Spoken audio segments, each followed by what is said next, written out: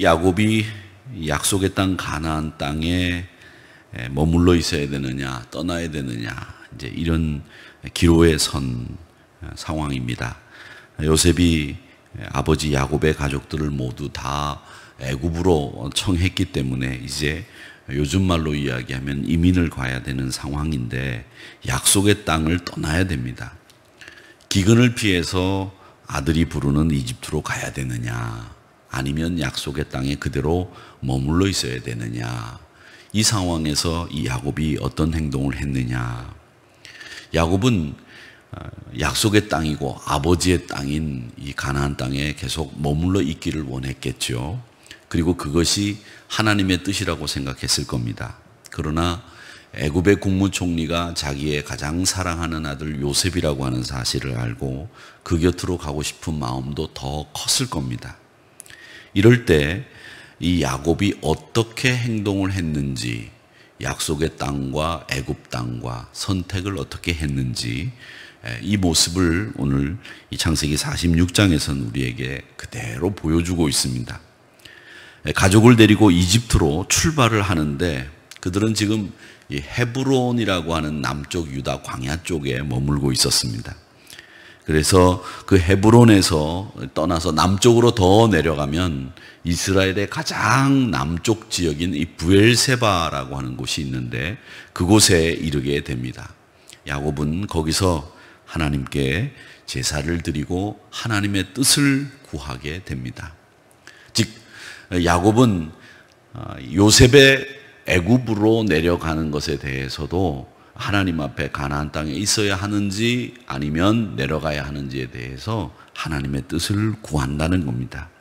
그 밤에 야곱이 하나님 앞에 제사를 드리며 하나님의 뜻을 구할 때 이상 중에 하나님이 꿈에 나타나셔서 이집트로 내려가는 것에 대해서 분명하게 말씀을 하십니다. 두려워하지 말라.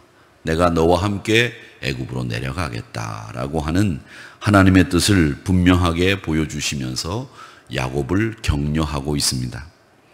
야곱의 인생의 전환점이 되는 그 루스 땅 베델에서도 하나님이 네가 다시 가나안 땅, 약속의 땅으로 돌아올 것이고 하나님이 너와 함께 할 것이니 두려워하지 말라고 하는 약속의 말씀을 주셨던 것처럼 오늘 이 브엘세바에서도 야곱의 인생의 전환점에 있어서 하나님이 격려하시고 동행을 약속해 주시고 있습니다. 그래서 이 야곱의 인생에 있어서는 큰 전환점이 두 번, 루스 땅 베델에서 한 번, 그리고 이곳 브엘세바에서 한 번 하나님이 그와 함께 하시면서 격려하시고 약속을 주시는 모습을 우리에게 보여주고 있습니다. 그러면 2절의 말씀에 보면 하나님이 야곱을 두 번이나 부르시는 모습이 드러나 있습니다. 야곱아, 야곱아 이렇게 부르시면서 애굽행을 허락하셨습니다. 이제 야곱의 가족은 이집트에서 큰 민족을 이루게 될 것이라고 3절에서 약속하시고 있고 또 4절에서는 이집트 땅에서 인도하여 가나안으로 올라오게 할 것이라고 4절 말씀에서는 약속하시고 있고 또 여기서 너는 야곱이 아닌 야곱의 후손들을 가리키고 있다는 것을 우리는 봅니다. 그래서 이 브엘세바는 아브라함이 어떤 일을 하신 곳이냐면 우물을 파고 에셀나무를 심은 후에 하나님의 이름을 불렀던 곳이고 이삭이 야곱에게 주신 땅이 바로 이 브엘세바라고 하는 곳입니다. 거기서 하나님 앞에 제사를 드리면서 언약의 땅인 이 가나안을 떠나서 애굽으로 내려가는 것이 맞는지 하나님의 뜻을 구했던 이 브엘세바라고 하는 곳입니다. 즉각 하나님이 답을 주셔서 허락하셔서 고통스러운 현실에 밀려서 떠나가는 불가피한 선택이기는 하지만 겸손히 하나님의 뜻을 구하는 야곱의 모습을 볼 수 있습니다. 사랑하는 성도 여러분, 이 코로나로 인해서 우리가 뜻밖의 일들을 많이 만나고 있습니다. 이렇게 뜻밖의 일을 만날 때 우리가 그 뜻밖의 상황과 일 속에 이끌려서 또 혹은 밀려서 선택하는 것보다는 하나님의 뜻을 구하고 하나님에게 어떻게 해야 되는지를 묻는 이 브엘세바에서의 야곱과 같은 행동이 우리 믿음의 사람들에게는 필요하다라는 것을 오늘 배우게 됩니다. 하나님은 야곱이 이집트로 내려가는 것에 대해서 허락하시는데 이 이집트라고 하는 것은 이 노아 시대의 방주와 같은 곳이다라는 생각이 언뜻 듭니다. 생명을 보존하고자 노아에게 아라랏산 위에 방주를 만들어서 모든 가족 또 모든 동물들의 한 쌍씩 암수를 하나님이 노아의 방주로 이끌었던 것처럼 야곱은 그의 가족과 모든 가축을 이집트로 이끌고 지금 내려가고 있습니다. 이스라엘의 아들들이 아버지와 자신들의 아내와 자녀들을 술에 태워서 지금 이집트로 내려가고 있습니다. 이스라엘 아들들이라고 지금 이름이 기록되어 있는 이 이스라엘 민족에 대한 통상적인 호칭을 우리가 보면서 이 표현은 다분히 의도적이고 또 이스라엘 민족을 축소하여 표현하는 말씀이라고 하는 것을 알 수 있고, 나중에 후일 이집트를 탈출하는 출애굽의 역사를 암시하는 것이기도 합니다. 하나님께서는 혼란스럽고 또 두려운 가운데 이 이집트로 가는 이민 여정을 어떻게 해야 할런지 망설이고 있는 이 야곱에게 애굽으로 내려가기를 두려워하지 말라고 하셨고, 그곳에서 자신의 자손들이 큰 민족을 이루겠다고 약속하시고 있습니다. 하나님이 동행하시니까 이집트에서도 안전할 것입니다. 하나님이 애굽에서 함께 하시니 그 애굽의 안전은 요셉이나 애굽 땅의 부요가 아니라 하나님이 직접 책임지시겠다고 하는 약속이기도 합니다. 현재 우리에게 닥쳐 있는 이 상황, 이 코로나19 상황은 여러 가지 변화를 우리에게 가지고 왔는데, 그 변화는 우리가 적응해야 되는 일들도 있겠지만은 또 어떤 상황이 어떻게 벌어질는지 우리가 사실 짐작하기가 매우 어렵습니다. 백신이 개발되어서 임상실험을 하고 있다고는 하나 여러 가지 종류들의 약들이 백신으로 지금 개발되어서 임상에 투입됐는데 심한 부작용이 났다는 약들도 있고요.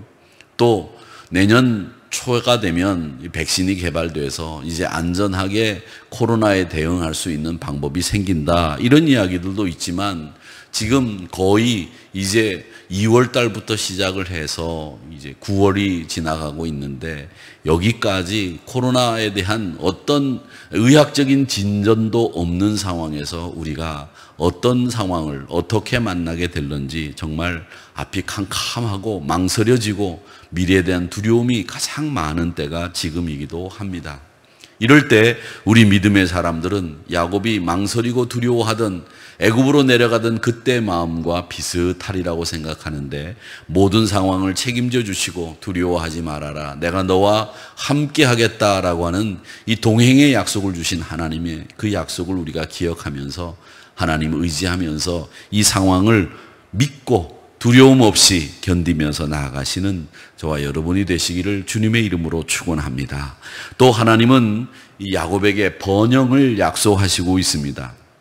야곱의 가족들은 이 약속을 믿고 주저없이 애굽으로 내려가는 겁니다. 8절 이후부터는 이스라엘 가족의 명수가 제시되고 있는데, 하나님은 애굽에서 자손의 번성을 약속을 이룰 것이라고 말씀하시면서 그들이 이끌고 내려가는 아들들의 이름들을 쭉 기록해 두었습니다. 또 하나님은 이들을 4대 만에 번성케 하셔서 다시 약속의 땅인 가나안 땅으로 이끌고 나오십니다. 4대 내에 이스라엘 백성들의 안정을 책임져 주실 것이고, 내내 하나님은 애굽에서 안전하게 살면서도 나그네 정신으로 살아야 된다고 말씀하시고 있습니다. 사랑하는 성도 여러분, 실제 애굽을 떠날 때에는 아브라함에게는 하늘의 별과 같이 많고 바다의 모래와 같이 많은 자손을 주겠다고 약속하신 이래로 그 수가 70명에 이르렀지만 후일 떠나는 날 장정들이 얼마나 많아지고 그들이 떠난 이스라엘 사람들의 인구가 얼마나 많은지 우리는 잘 알고 있습니다. 사랑하는 성도 여러분, 팬데믹은 우리의 사고의 전환을 요구하고 있습니다. 변화에 대한 적응을 요구하고 있습니다. 신속한 결단과 행동을 요구합니다. 상황을 통해서 뜻을 이루어 가시는 하나님을 믿고 변혁 그리고 성숙의 계기로, 우리 믿음이 한층 더 자라는 계기로 삼는 우리 모두가 되기를 바랍니다. 이 가나안 땅을 떠나는 것은 어쩌면 야곱에게 있어서는 기업을 잃어버리는 일이 될 수도 있고요, 약속을 버리는 행위도 될 수 있습니다마는 하나님이 그것을 일시에 다 해결해 주십니다. 너희들 기업을 잃는 것이 아니다. 너희들 약속을 저버리는 것이 아니다. 이제 약속을 성취하기 위한 한 과정이 될 것이다. 그러니 너희들 염려하지 말고 나와 함께 애굽으로 내려가자. 이렇게 말씀하시는 하나님의 음성을 브엘세바에서 야곱은 들었던 겁니다. 여러분, 코로나로 인해서 변화와 또 여러분 개인 한 분 한 분 또 우리 공동체 모두가 지금 심각한 어려움과 위기를 느끼고 있지만 크신 하나님의 뜻을 믿으면서 수용하시고 또 기대하시고 또 우리의 근본을 찾아가고 본질을 회복하는 기회가 된 시간들이 되기를 주의 이름으로 축원합니다. 제가 늘 말씀드리지만 산에서 길을 잃어버렸을 때는 길을 잃어버린 처음 장소로 돌아가면 우리가 길을 찾을 수 있습니다. 그것은 우리가 꼭 본질을 회복하고 우리의 앞으로 나아가기 위한 자리 찾음이 우리가 어디에서부터 시작되어야 되는지를 꼭 알게 해주는 말씀이라고 생각을 합니다. 여러분, 본질을 회복해야 합니다. 이제 우리가 어디서 길을 잃었는지 그 자리로 돌아가서 다시 한번 출발해야 되는 시간이 되었습니다. 이때 우리가 생각해야 될 것은 바로 브엘세바에서 하나님의 뜻을 구하고 제사를 드렸던 야곱의 모습이 우리에게는 큰 교훈이 되리라고 생각을 합니다. 오늘 이 말씀에 보면 하나님은 어떤 분으로 나타나시느냐? 하나님은요, 약속을 꼭 지키시는 하나님으로 우리에게 나타나고 계십니다.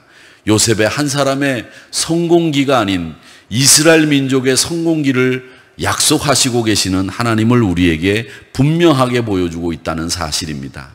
나라 그리고 민족을 이루게 하시겠다고 하는 약속, 내 삶의 성공이 아니라 온 이스라엘 민족의 성공을 약속하고 계시는 하나님, 내 삶은 이스라엘 민족의 성공을 이루기 위한 한 조각이라고 하는 것을 우리에게 보여주시면서 하나님, 내 삶을 통해서 큰 그림을 그릴 수 있는 제가 되게 해달라고 기도하는 여러분들이 되기를 바랍니다. 하나님은 그런 분이신다. 내 삶을 통해서, 내 삶의 성공을 통해서 큰 그림을 그리시는 우리 하나님, 그 하나님을 믿고 찾아가는, 그리고 그 하나님을 의지하는 저와 여러분이 되시기를 주의 이름으로 축원합니다. 그리고 오늘 이 말씀을 통해서 우리가 받아야 될 교훈이 하나 있습니다. 그것이 무엇이냐?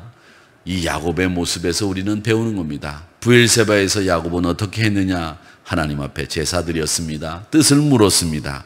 야곱의 가족들 이름들이 한 사람씩 거명되면서 이 70명들이 다 거론되고 있는 이 이유는 뭐냐? 하나님의 구원의 역사를 한 부분을 차지하고 이루어가는 사람들의 이름이라고 생각할 수도 있겠습니다. 그런데 하나님은 그 언약이 누구에게나 모든 야곱의 후사들에게 다 이루어지는 언약임을 우리에게 보여주면서 하나님 앞에 뜻을 구하는 야곱의 모습을 꼭 기억하시고 하나님이 우리에게 주신 사명을 묵묵히 잘 감당하시는 저와 여러분이 되시기를 주님의 이름으로 축원합니다. 오늘 하루도 이 약속의 말씀을 믿고 하나님 앞에 뜻을 구하고 승리하는 저와 여러분이 되시기를 주님의 이름으로 축원합니다. 기도하겠습니다.